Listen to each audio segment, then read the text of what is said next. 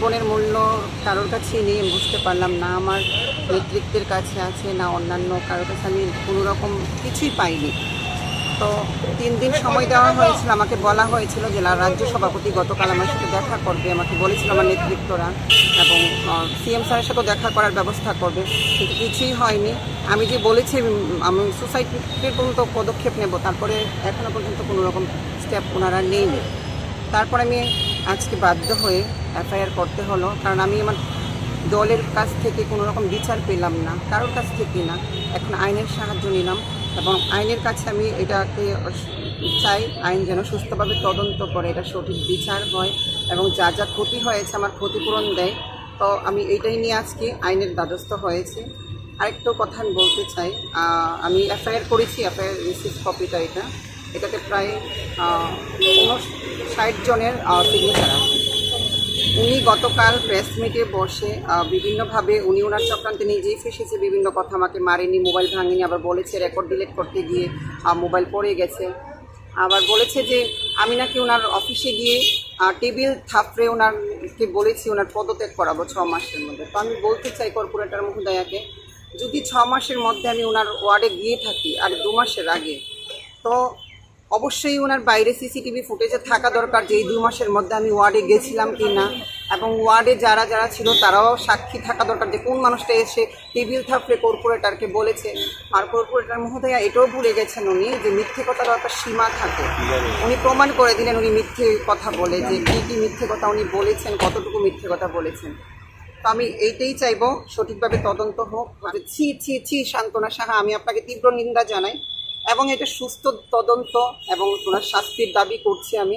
আরেকটা কথা আমি শেষবারের মতো বলে রাখি, আমি কর্পোরেটরের পদত্যাগ সেই কারণে চাইলাম, কারণ আমি চাই সংবাদ মাধ্যমে যেন এটাকে ভালোভাবে দেখানো হয়।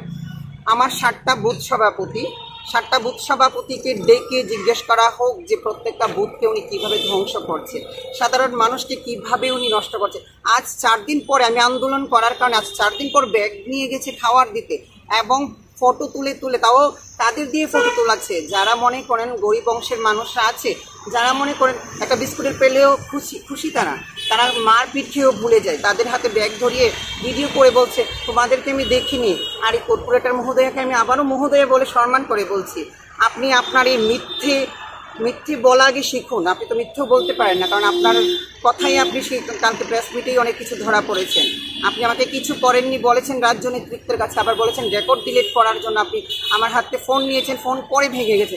সেই কী রকম রেকর্ড আসলো? কারণ আপনি ড্রিঙ্কস করা অবস্থায় ছিলেন, আপনি মদ খেয়ে আমার উপর আক্রমণ করেছেন, সেইটা রেকর্ড আমার ফোনে ছিল, সেটা ডিলিট করতে গিয়ে আপনি এইসব করেছেন কাণ্ড। আর এত সহজে পার পাবেন না, সেই রেকর্ডগুলো আছে। মোবাইল ভেঙেছেন, ভিতরের ডেটা কিন্তু ডিলিট হয়নি। মোবাইল রিপেয়ার হবে, ঠিক হবে, ডেটাগুলোও ভাইরাল হবে মিডিয়ার মাধ্যমে।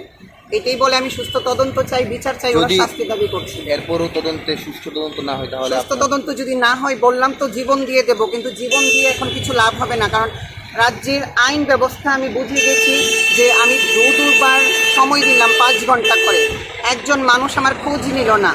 আমি আগুন জ্বালিয়ে মরে গেলে হয়তো সুইচ অফ হয়ে যাবে সবটা, নারীদের উপর অত্যাচার চলে যাবে, অপরাধকে তারা প্রশ্রয় দিয়ে রাখবে, কিন্তু আমি অপরাধকে প্রশ্রয় দেবো না। আবারও আমি রাজ্যের মুখ্যমন্ত্রীর দৃষ্টি আকর্ষণ করে বলছি যেন এটাকে সুস্থ তদন্ত করা হয়, ওনার বিচার হয়, এবং এই কর্পোরেটর যদি পদত্যাগ না করে তাহলে রাজ্য কোনোদিন ঠিক হবে না। এবং ওনার থেকে দেখে রাজ্যের হাজারো ভোটার এখন ক্ষুব্ধ হয়ে আছে।